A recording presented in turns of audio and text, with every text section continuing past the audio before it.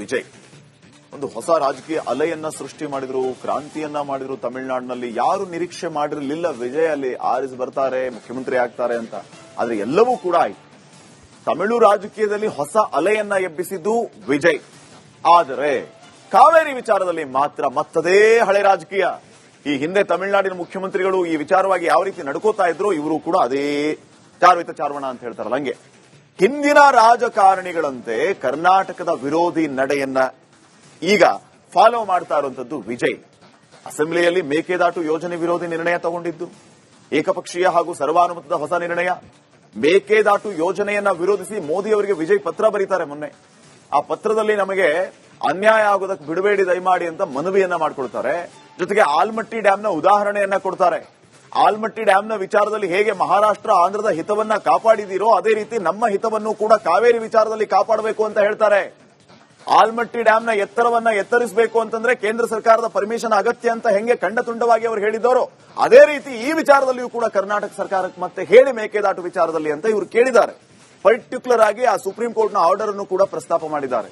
So Mekedatu ಡಿಪಿಆರ್ಗೆ ಕೇಂದ್ರ ಅನುಮತಿಯನ್ನ ನೀಡದಂತೆ ಮನವಿ ಮಾಡಿಕೊಂಡಿರುವಂತಹ ವಿಜಯ್ ಜುಲೈ 28, 2026 ಮತ್ತೆ ಪ್ರಧಾನಿಗೆ ಪತ್ರ ಬರೆದಿದ್ದಾರೆ. ಮೇಕೆದಾಟು ನಿಲ್ಲಿಸಿ, ತಮಿಳುನಾಡು ರೈತರನ್ನ ರಕ್ಷಿಸಿ ಅಂತ ಮನವಿಯನ್ನ ಮಾಡಿಕೊಂಡಿದ್ದಾರೆ. ವಿಜಯ್ ಅವರ ಈ ಧೋರಣೆಯಿಂದ ಕರ್ನಾಟಕದಲ್ಲಿ ಕಿಚ್ಚು ಹೆಚ್ಚಾಗಿದೆ, ಆಕ್ರೋಶ ಹೆಚ್ಚಾಗ್ತಾ ಇದೆ ವಿಜಯ್ ವಿರುದ್ಧ. 3ನೇ ತಾರೀಕು ಬೆಂಗಳೂರಿಗೆ ಬರೋದೇ ಬೇಡ ವಿಜಯ್ ಅನ್ನುವಂತಹ ಕೂಗು ಹೆಚ್ಚಿ ಕೇಳಿ ಬರ್ತಾ ಇದೆ. ಹಾಗಿದ್ರೆ ವಿಜಯ್ ಬರ್ತಾರಾ ಬರಲ್ವಾ? ಅವ್ರು ಬರೋದೇ ಬೇಡ ಅಂತ ಹೇಳಿ ಹೆಚ್ಚು ಕೂಗು ಕೇಳಿ ಬರ್ತಾ ಇದೆ. ನೋಡೋಣ ಏನಾಗುತ್ತೆ ಅಂತ. ನೆಕ್ಸ್ಟ್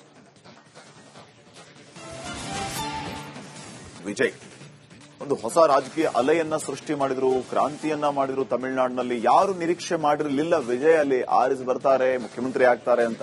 ಆದ್ರೆ ಎಲ್ಲವೂ ಕೂಡ ಆಯ್ತು. ತಮಿಳು ರಾಜಕೀಯದಲ್ಲಿ ಹೊಸ ಅಲೆಯನ್ನ ಎಬ್ಬಿಸಿದ್ದು ವಿಜಯ್.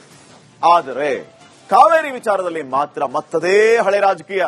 ಈ ಹಿಂದೆ ತಮಿಳುನಾಡಿನ ಮುಖ್ಯಮಂತ್ರಿಗಳು ಈ ವಿಚಾರವಾಗಿ ಯಾವ ರೀತಿ ನಡ್ಕೋತಾ ಇದ್ರು, ಇವರು ಕೂಡ ಅದೇ ಚಾರ್ವಿತ ಚಾರ್ವಣ ಅಂತ ಹೇಳ್ತಾರಲ್ಲ ಹಂಗೆ. ಹಿಂದಿನ ರಾಜಕಾರಣಿಗಳಂತೆ ಕರ್ನಾಟಕದ ವಿರೋಧಿ ನಡೆಯನ್ನ ಈಗ ಫಾಲೋ ಮಾಡ್ತಾ ಇರುವಂತದ್ದು ವಿಜಯ್. ಅಸೆಂಬ್ಲಿಯಲ್ಲಿ ಮೇಕೆದಾಟು ಯೋಜನೆ ವಿರೋಧಿ ನಿರ್ಣಯ ತಗೊಂಡಿದ್ದು ಏಕಪಕ್ಷೀಯ ಹಾಗೂ ಸರ್ವಾನುಮತದ ಹೊಸ ನಿರ್ಣಯ. ಮೇಕೆದಾಟು ಯೋಜನೆಯನ್ನ ವಿರೋಧಿಸಿ ಮೋದಿ ಅವರಿಗೆ ವಿಜಯ್ ಪತ್ರ ಬರೀತಾರೆ ಮೊನ್ನೆ. ಆ ಪತ್ರದಲ್ಲಿ ನಮಗೆ ಅನ್ಯಾಯ ಆಗೋದಕ್ಕೆ ಬಿಡಬೇಡಿ ದಯಮಾಡಿ ಅಂತ ಮನವಿಯನ್ನ ಮಾಡಿಕೊಡ್ತಾರೆ. ಜೊತೆಗೆ ಆಲ್ಮಟ್ಟಿ ಡ್ಯಾಂನ ಉದಾಹರಣೆಯನ್ನ ಕೊಡ್ತಾರೆ. ಆಲ್ಮಟ್ಟಿ ಡ್ಯಾಂನ ವಿಚಾರದಲ್ಲಿ ಹೇಗೆ ಮಹಾರಾಷ್ಟ್ರ ಆಂಧ್ರದ ಹಿತವನ್ನ ಕಾಪಾಡಿದೀರೋ ಅದೇ ರೀತಿ ನಮ್ಮ ಹಿತವನ್ನು ಕೂಡ ಕಾವೇರಿ ವಿಚಾರದಲ್ಲಿ ಕಾಪಾಡಬೇಕು ಅಂತ ಹೇಳ್ತಾರೆ. ಆಲ್ಮಟ್ಟಿ ಡ್ಯಾಂನ ಎತ್ತರವನ್ನ ಎತ್ತರಿಸಬೇಕು ಅಂತಂದ್ರೆ ಕೇಂದ್ರ ಸರ್ಕಾರದ ಪರ್ಮಿಷನ್ ಅಗತ್ಯ ಅಂತ ಹೆಂಗೆ ಖಂಡತುಂಡವಾಗಿ ಅವರು ಹೇಳಿದವರು ಅದೇ ರೀತಿ ಈ ವಿಚಾರದಲ್ಲಿಯೂ ಕೂಡ ಕರ್ನಾಟಕ ಸರ್ಕಾರಕ್ಕೆ ಮತ್ತೆ ಹೇಳಿ ಮೇಕೆದಾಟು ವಿಚಾರದಲ್ಲಿ ಅಂತ ಇವರು ಕೇಳಿದ್ದಾರೆ. ಪರ್ಟಿಕ್ಯುಲರ್ ಆಗಿ ಆ ಸುಪ್ರೀಂ ಕೋರ್ಟ್ನ ಆರ್ಡರ್ ಅನ್ನು ಕೂಡ ಪ್ರಸ್ತಾಪ ಮಾಡಿದ್ದಾರೆ.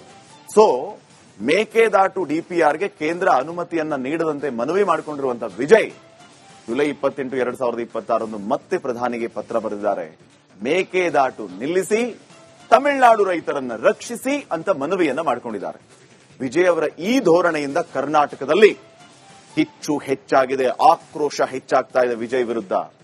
3ನೇ ತಾರೀಕು ಬೆಂಗಳೂರಿಗೆ ಬರೋದೇ ಬೇಡ ವಿಜಯ್ ಅನ್ನುವಂತಹ ಕೂಗು ಹೆಚ್ಚಿ ಕೇಳಿ ಬರ್ತಾ ಇದೆ. ಹಾಗಿದ್ರೆ ವಿಜಯ್ ಬರ್ತಾರಾ ಬರಲ್ವಾ? ಅವ್ರು ಬರೋದೇ ಬೇಡ ಅಂತ ಹೇಳಿ ಹೆಚ್ಚು ಕೂಗು ಕೇಳಿ ಬರ್ತಾ ಇದೆ. ನೋಡೋಣ ಏನಾಗುತ್ತೆ. ನೆಕ್ಸ್ಟ್